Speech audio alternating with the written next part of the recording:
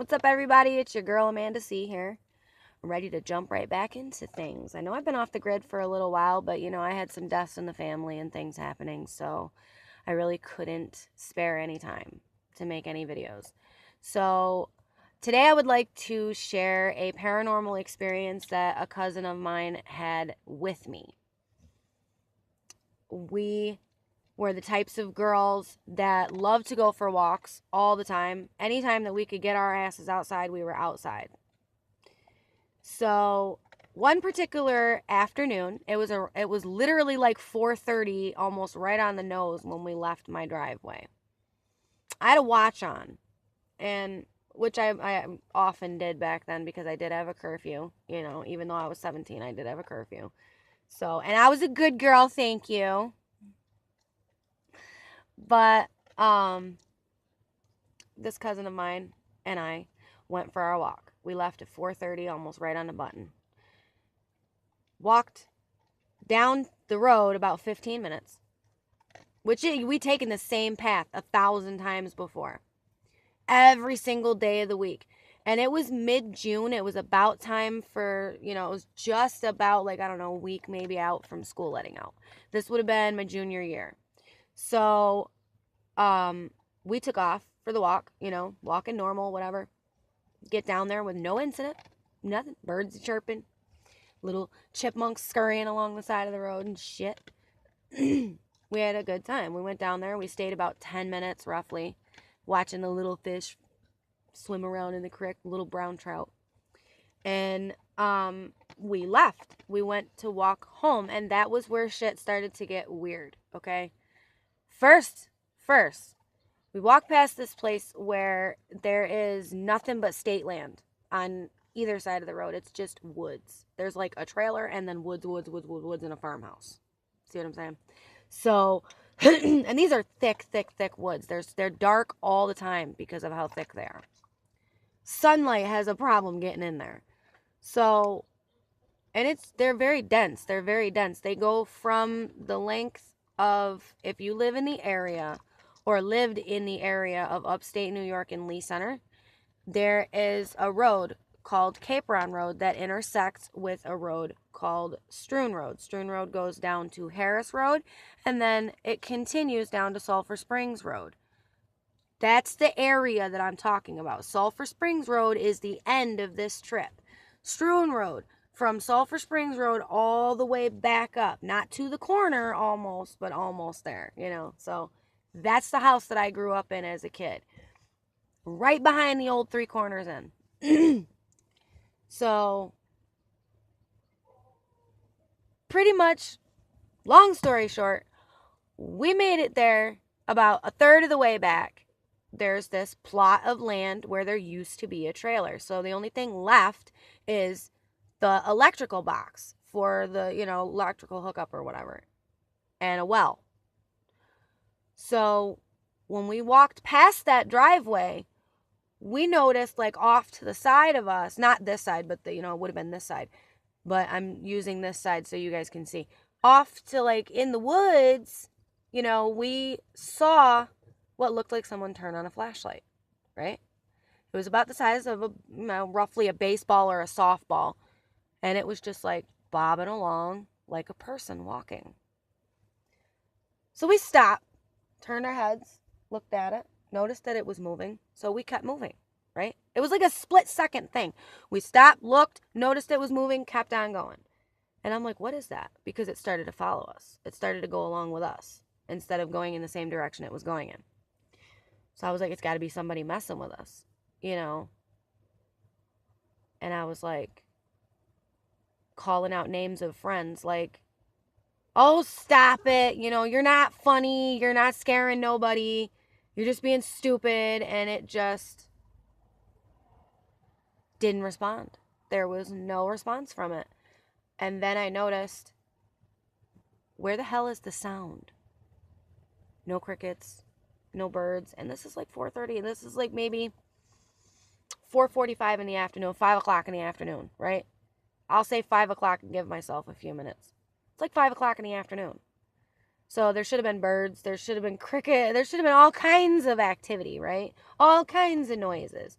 And if somebody was back in those woods with a flashlight, twigs should have been breaking.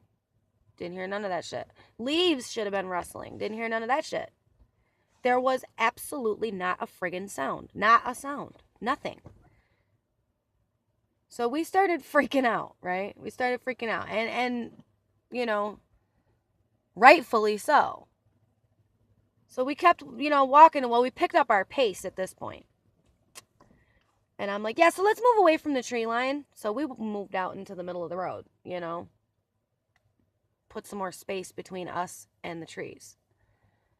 And then this thing started doing some really weird shit that freaked us out even worse. Okay, it started like it would stop, wait for us to walk by it, blink out, blink back on 10 feet ahead of us, and wait again for us to walk by. Blink out, blink back on. And I got mad, right? I got mad. So I was like, this fucking thing is pissing me off. So I took this stick that I was fiddling with the entire trip. Okay, the entire trip. I picked it up at the end of my driveway and just never put it down. And I don't know why. It was just in my hand. So, and it was about like this long, like good this far out of my hand. So I whipped the stick at it, right, as hard as I could. It blinked out and then blinked back on in my face. Like, I'm talking like this close to my face. And the air around this thing was so cold that it took my damn breath away. Like, it was scary. It was so cold. So cold. And it didn't light anything up around it. It was like contained within itself and swirling around inside there and stuff. And I'm telling you, I seen it this far away. So I know what, was in it. There was nothing behind it. There was just light, but it was contained within itself. It didn't even light my face up. It didn't illuminate anything. So when it got in my face, right, I swung at it like this, like swatted at it, and grabbed my cousin by the back of the head, man. And she grabbed me by the back of my head, and we took off hauling ass like somebody lit our asses on fire. We were screaming, took off, and that friggin' thing was right there the whole time. Just right in the fucking tree line. So, but it never came out of the tree line again. We haul ass up my mother's driveway, barrel through the door, screaming, telling her about it. After we got the entire story out, my mom didn't say a word, which kind of freaked me out. I was like, usually my mom's like, oh, it's okay, girls, don't worry. But she just looked at me with this look on her face like she was familiar with what I said, but didn't say anything at the time. So I was like, let's go upstairs and try to relax, right? And then I couldn't get this like uneasy feeling out of the pit of my gut. Like it made me nauseous. It was so strong. And that's why I kind of got freaked out. Like when I saw it, I kind of got this like pit of my gut feeling, like, ugh, I just get kind of sick, you know what I mean? And I've had that feeling plenty of times before. I just didn't really want to like look stupid. I didn't want to look like a crazy person. So I instantly tried to make logic out of it, but deep down in the back of my mind, I've been familiar with that feeling so many times that I knew something paranormal was going on. Which is why when it got in my face, I freaked the hell out and grabbed her and ran. I mean, I know that anybody else that had never seen anything like that before would have done the same thing. Or probably something similar, But as we're watching this thing, okay, I walked over to my bedroom window, right? And I look out. And I'm like, it's still out there. It was pacing the tree line along the length of my friggin' driveway for like 2 hours after that. Every time I looked out the freaking window, that thing was pacing the fucking driveway. And then I look over at the clock on my dresser and I'm like, there's no friggin' way that we've been here any longer than 10, 15 minutes. It was like 8:30 at night. Where did the time go? Why did it take us so long to walk that shit when we'd walked it thousands of other times? And even stopping for the couple of minutes that we did, Things didn't start getting freaky until we got about a third of the way there and saw that thing. That's when things started getting all haywire. It took the sound from the entire area. When it was gone, when it would blink out, it was like the sound would come back for a minute. And then it would show up again. And then as soon as we get close to it, it was like dead silence. It was freaky. So it stole the sound. Like it shut the sound down in the area that it's in.